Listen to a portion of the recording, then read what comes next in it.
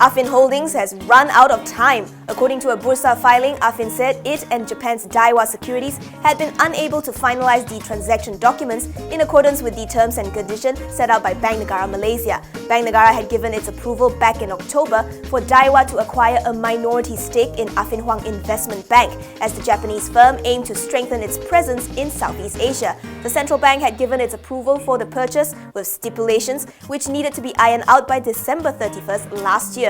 According to reports, this included the finalization of the shareholders' agreement and necessary approvals from other regulatory bodies.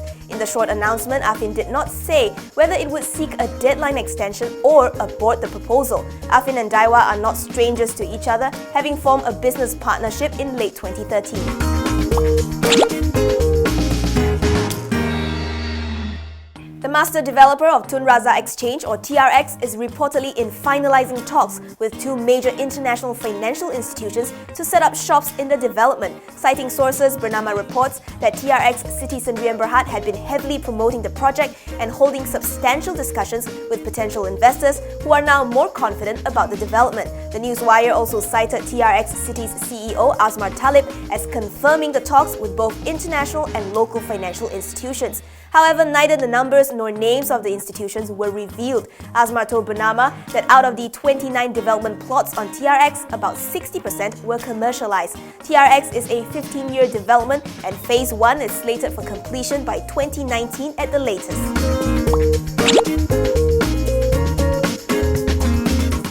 Malaysian equities and the local market are likely up for a roller coaster ride this year. Kenanga Investment Bank research thinks that a more aggressive rate hikes in the US, Donald Trump's presidency and the direction he's taking could spark more uncertainties. It notes that with the underlying weak tone haunting the ringgit, investors have yet to see a strong reversal in foreign fund flows. But the general election theme play could uphold market sentiment. Aside from that, it sees pockets of investment opportunities arising from anticipated trends, such as higher inflation, stronger CPO prices, and the de-tariffication in the general insurance sector.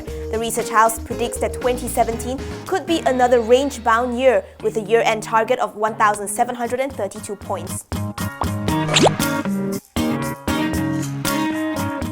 HSS Engineers has submitted a professional indemnity insurance policy to Malaysia Airports Holdings for a cover of 3 million ringgit.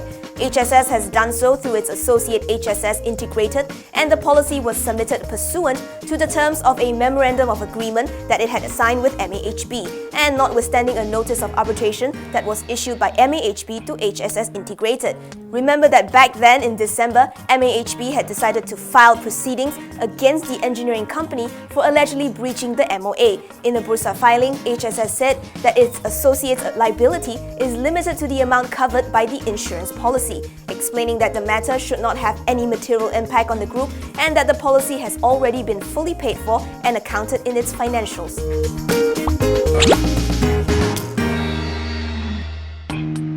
Puspakom says motorists who have been approached by individuals claiming to be runners should lodge a report with the Vehicle Inspection Company or the MACC. It says members of the public should stay clear of individuals who promise to help get their vehicle past Puspakom's safety inspection in exchange for a fee.